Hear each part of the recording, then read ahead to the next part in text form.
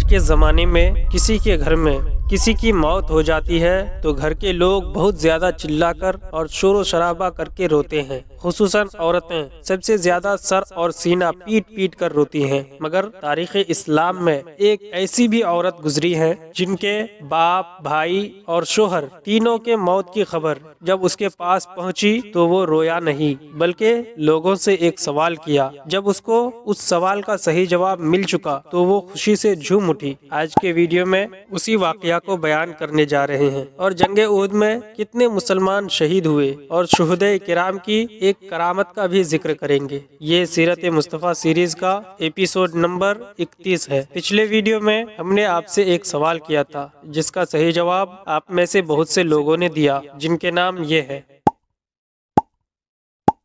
آج کا سوال یہ ہے کہ حضرت امام حسن رضی اللہ عنہ کی ولادت یعنی پیدائش کس تاریخ کو ہوئی؟ اس کا جواب آپ کو اسی ویڈیو میں مل جائے گا، لہٰذا ویڈیو کو مکمل دیکھیے گا۔ تو چلیے ویڈیو کو شروع کرتے ہیں۔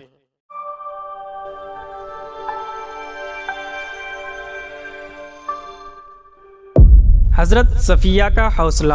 حضور صلی اللہ علیہ وسلم کی پھوپھی حضرت بی بی صفیہ رضی اللہ عنہا اپنے بھائی حضرت حمزہ رضی اللہ عنہ کی لاش پر آئیں تو آپ نے ان کے بیٹے حضرت زبیر رضی اللہ عنہ کو حکم دیا کہ میری پھوپھی اپنے بھائی کی لاش نہ دیکھنے پائے۔ حضرت بی بی صفیہ رضی اللہ عنہا نے کہا کہ مجھے اپنے بھائی کے بارے میں سب کچھ معلوم ہو چکا ہے، لیکن میں اس کو خدا کی راہ میں کوئی بڑی قربانی نہیں سمجھتی۔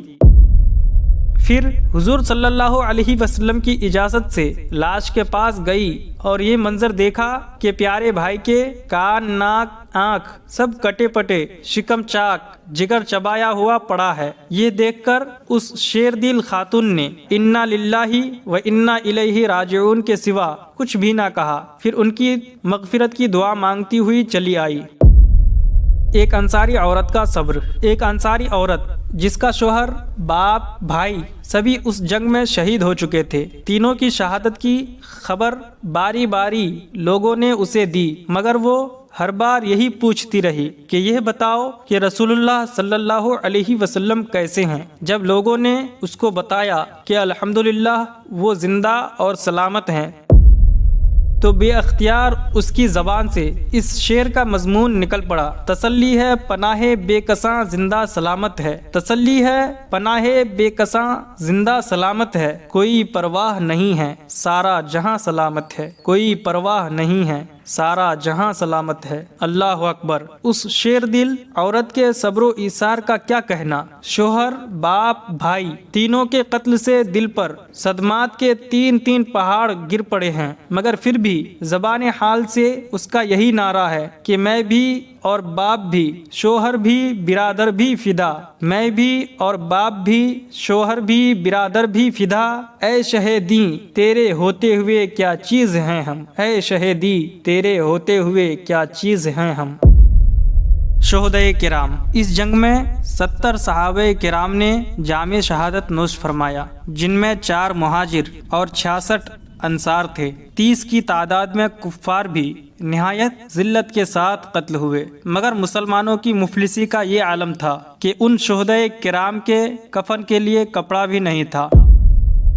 حضرت مصعب بن عمیر رضی اللہ عنہ کا یہ حال تھا کہ بوقت شہادت ان کے بدن پر صرف ایک اتنی بڑی کملی تھی کہ ان کی لاش کو قبر میں لٹانے کے بعد اگر ان کا سر ڈھانپا جاتا تھا تو پاؤں کھل جاتا تھا، اور اگر پاؤں چھپایا جاتا تھا تو سر کھل جاتا تھا۔ بالآخر سر چھپا دیا گیا اور پاؤں پر اذخر گھاس ڈال دی گئی۔ شہداء کرام خون میں لتھڑے ہوئے 2 شہید ایک قبر میں دفن کیے گئے۔ جس کو قرآن زیادہ یاد ہوتا اس کو آگے رکھتے۔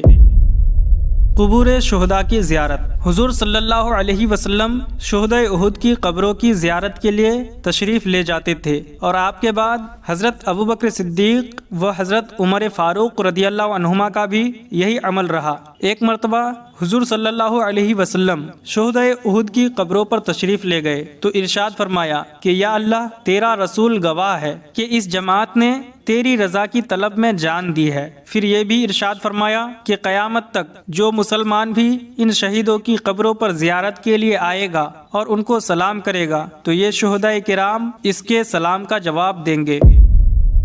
چنانچہ حضرت فاطمہ خزائیہ رضی اللہ عنہا کا بیان ہے کہ میں ایک دن احد کے میدان سے گزر رہی تھی۔ حضرت حمزہ رضی اللہ عنہ کی قبر کے پاس پہنچ کر میں نے عرض کیا کہ السلام علیکہ یا عمّا رسول اللہ، یعنی اے رسول اللہ صلی اللہ علیہ وسلم کے چچا، آپ پر سلام ہو۔ تو میرے کان میں یہ آواز آئی کہ وعلیک السلام ورحمۃ اللہ وبرکاتہ۔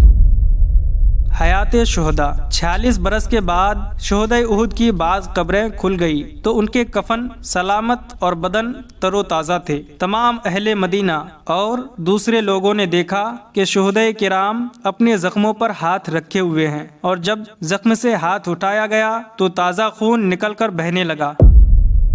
کعب بن اشرف کا قتل۔ یہودیوں میں کعب بن اشرف بہت ہی دولت مند تھا۔ یہودی علماء اور یہود کے مذہبی پیشواؤں کو اپنے خزانے سے تنخواہ دیتا تھا۔ دولت کے ساتھ شاعری میں بھی بہت باکمال تھا، جس کی وجہ سے نہ صرف یہودیوں بلکہ تمام قبائل عرب پر اس کا ایک خاص اثر تھا۔ اس کو حضور صلی اللہ علیہ وسلم سے سخت عداوت تھی۔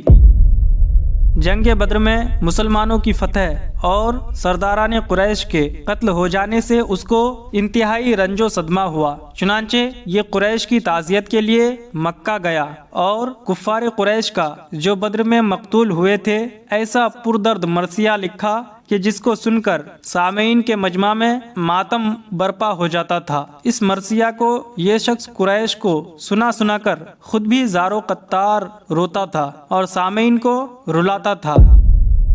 مکہ میں ابو سفیان سے ملا اور اس کو مسلمانوں سے جنگ بدر کا بدلہ لینے پر ابھارا، بلکہ ابو سفیان کو لے کر حرم میں آیا اور کفار مکہ کے ساتھ خود بھی کعبہ کا غلاف پکڑ کر عہد کیا کہ مسلمانوں سے بدر کا ضرور انتقام لیں گے۔ پھر مکہ سے مدینہ لوٹ کر آیا تو حضور اکرم صلی اللہ علیہ وسلم کی ہجو لکھ کر شان اقدس میں طرح طرح کی گستاخیاں اور بے ادبیاں کرنے لگا۔ اسی پر بس نہیں کیا بلکہ آپ کو چپکے سے قتل کرا دینے کا قصد کیا۔ کعب بن اشرف یہودی کی یہ حرکتیں سراسر اس معاہدے کی خلاف ورزی تھی جو یہودی اور انصار کے درمیان ہو چکا تھا کہ مسلمانوں اور کفار قریش کی لڑائی میں یہودی غیر جانبدار رہیں گے۔ بہت دنوں تک مسلمان برداشت کرتے رہے، مگر جب بانی اسلام صلی اللہ علیہ وسلم کی مقدس جان کو خطرہ لاحق ہو گیا تو حضرت محمد بن مسلمہ نے حضرت ابو نائلہ اور حضرت عباد بن بشر اور حضرت حارث بن اوس اور حضرت ابو عبز رضی اللہ عنہم کو ساتھ لیا اور رات میں کعب بن اشرف کے مکان پر گئے اور ربیع الاول سن 3 ہجری کو اس کے قلعے کے پھاٹک پر اس کو قتل کر دیا اور صبح کو بارگاہ رسالت میں حاضر ہو کر اس کا سر تاجدار دو عالم صلی اللہ علیہ وسلم کے قدموں میں ڈال دیا۔ اس قتل کے سلسلے میں حضرت حارث بن اوس رضی اللہ عنہ تلوار کی نوک سے زخمی ہو گئے تھے۔ محمد بن مسلمہ وغیرہ رضی اللہ عنہم ان کو کندھوں پر اٹھا کر بارگاہ رسالت میں لائے اور آپ نے اپنا لعاب دہن ان کے زخم پر لگا دیا تو اسی وقت شفائے کامل حاصل ہو گئی۔ غزوہ بنی غطفان۔ ربیع الاول سن 3 ہجری میں حضور صلی اللہ علیہ وسلم کو یہ اطلاع ملی کہ نجد کے ایک مشہور بہادر دوسر ابن الحارث محاربی نے ایک لشکر تیار کر لیا ہے تاکہ مدینہ پر حملہ کرے۔ اس خبر کے بعد آپ 400 صحابہ کرام کی فوج لے کر مقابلہ کے لیے روانہ ہو گئے۔ جب دوسور کو خبر ملی کہ رسول اللہ صلی اللہ علیہ وسلم ہمارے دیار میں آ گئے تو وہ بھاگ نکلا اور اپنے لشکر کو لے کر پہاڑوں پر چڑھ گیا، مگر اس کی فوج کا ایک آدمی جس کا نام حبان تھا گرفتار ہو گیا اور فوراً ہی کلمہ پڑھ کر اس نے اسلام قبول کر لیا۔ اتفاق سے اس روز زوردار بارش ہو گئی۔ حضور صلی اللہ علیہ وسلم ایک درخت کے نیچے لیٹ کر اپنے کپڑے سکھانے لگے۔ پہاڑ کی بلندی سے کافروں نے دیکھ لیا کہ آپ بالکل اکیلے اور اپنے اصحاب سے دور بھی ہیں۔ ایک دم دوسر بجلی کی طرح پہاڑ سے اتر کر ننگی تلوار ہاتھ میں لیے ہوئے آیا اور حضور صلی اللہ علیہ وسلم کے سر مبارک پر تلوار بلند کر کے بولا کہ بتائیے اب کون ہے جو آپ کو مجھ سے بچا لے؟ آپ نے جواب دیا کہ میرا اللہ مجھ کو بچا لے گا۔ چنانچہ حضرت جبرائیل علیہ السلام دم زدن میں زمین پر اتر پڑے اور دوسر کے سینے پر ایک ایسا گھونسا مارا کہ تلوار اس کے ہاتھ سے گر پڑی اور دوسر عین غین ہو کر رہ گیا۔ رسول اللہ صلی اللہ علیہ وسلم نے فوراً تلوار اٹھا لی اور فرمایا کہ بول، اب تجھ کو میری تلوار سے کون بچائے گا؟ دوسر نے کانپتے ہوئے بھرائی ہوئی آواز میں کہا کہ کوئی نہیں۔ رحمت للعالمین صلی اللہ علیہ وسلم کو اس کی بے کسی پر رحم آ گیا اور آپ نے اس کا قصور معاف فرما دیا۔ دوسر اس اخلاق نبوت سے بے حد متاثر ہوا اور کلمہ پڑھ کر مسلمان ہو گیا اور اپنی قوم میں آ کر اسلام کی تبلیغ کرنے لگا۔ اس غزوے میں کوئی لڑائی نہیں ہوئی اور حضور صلی اللہ علیہ وسلم 11 یا 15 دن مدینہ سے باہر رہ کر پھر مدینہ آ گئے۔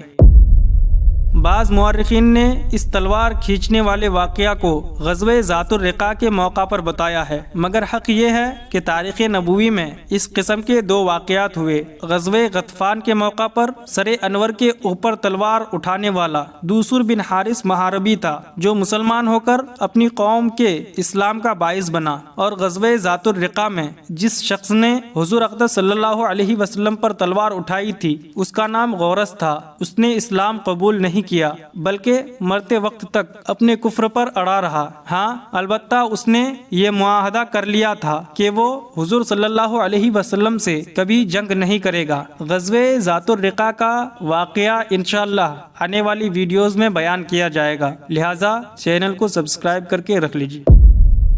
سن 3 ہجری کے متفرق واقعات۔ ہجرت کے تیسرے سال میں یہ واقعات بھی ظہور پذیر ہوئے۔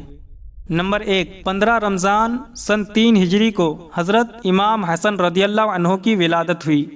اسی سال حضور اقدس صلی اللہ علیہ وسلم نے حضرت بی بی حفصہ رضی اللہ عنہا سے نکاح فرمایا۔ حضرت حفصہ رضی اللہ عنہا حضرت عمر فاروق رضی اللہ عنہ کی صاحبزادی ہیں جو غزوہ بدر کے زمانے میں بیوہ ہو گئی تھی۔ ان کے مفصل حالات انشاءاللہ ازواج مطہرات کے ذکر والے ویڈیوز میں آئے گا۔ اگر آپ کو ان واقعات کو سننا ہے تو چینل کو سبسکرائب کر کے رکھ لیجیے۔ نمبر 3، اسی سال حضرت عثمان غنی رضی اللہ عنہ نے حضور صلی اللہ علیہ وسلم کی صاحبزادی حضرت ام کلثوم رضی اللہ عنہا سے نکاح کیا۔ نمبر 4، میراث کے احکام و قوانین بھی اسی سال نازل ہوئے۔ اب تک میراث میں ذوی الارحام کا کوئی حصہ نہ تھا، ان کے حقوق کا مفصل بیان نازل ہو گیا۔ نمبر 5، اب تک مشرک عورتوں کا نکاح مسلمانوں سے جائز تھا، مگر سن 3 ہجری میں اس کی حرمت نازل ہو گئی اور ہمیشہ کے لیے مشرک عورتوں کا نکاح مسلمانوں سے حرام کر دیا گیا۔ واللہ تعالی عالم۔